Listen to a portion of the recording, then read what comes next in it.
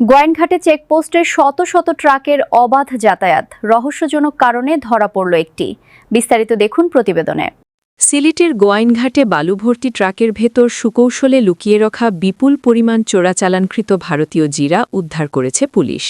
মঙ্গলবার সকালে উপজেলার বঙ্গবীর চেকপোস্ট এলাকায় অভিযান চালিয়ে জিরার বস্তাসহ একটি ড্রাম ট্রাক জব্দ করা হয়।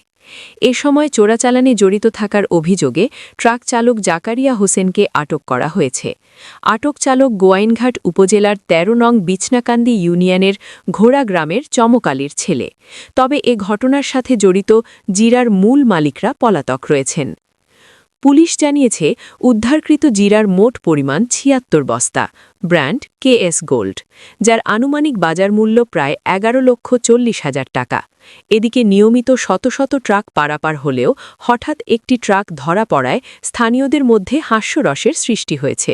স্থানীয়দের অভিযোগ, প্রতি রাতে এই চেকপোস্ট দিয়ে শতাধিক চোরাই পণ্যের ট্রাক পার হয়। চেকপোস্টের দায়িত্বে থাকা পুলিশ সদস্যরা সাধারণত শুধু পণ্যের মালিকের নাম জিজ্ঞেস করে ট্রাক ছেড়ে দেন, কিন্তু আজ রহস্যজনক কারণে মাত্র একটি ট্রাক আটক করা হয়েছে।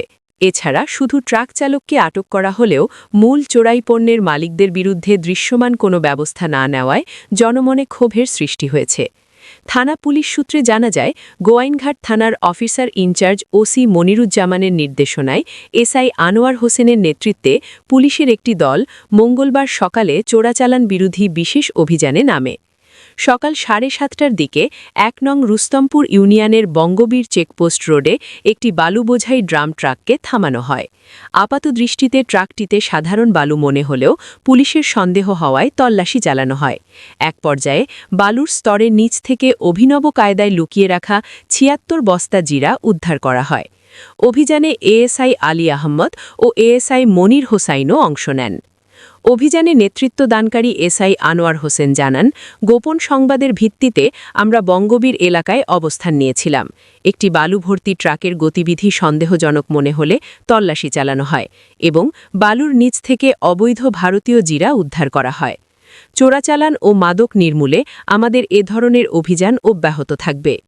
গোয়াইনঘাট থানার অফিসার ইনচার্জ ওসি মনিরুজ্জামান বলেন, সীমান্তবর্তী এলাকায় চোরাচালান রোধে পুলিশ অত্যন্ত কঠোর অবস্থানে রয়েছে। চোরাকারবারীরা নতুন নতুন কৌশল অবলম্বন করলেও পুলিশ সতর্ক রয়েছে। আটককৃত ব্যক্তির বিরুদ্ধে আইনানুগ ব্যবস্থা গ্রহণ করা হচ্ছে এবং এই চক্রের পেছনের মূল হোতাদের শনাক্ত করতে তদন্ত চলছে।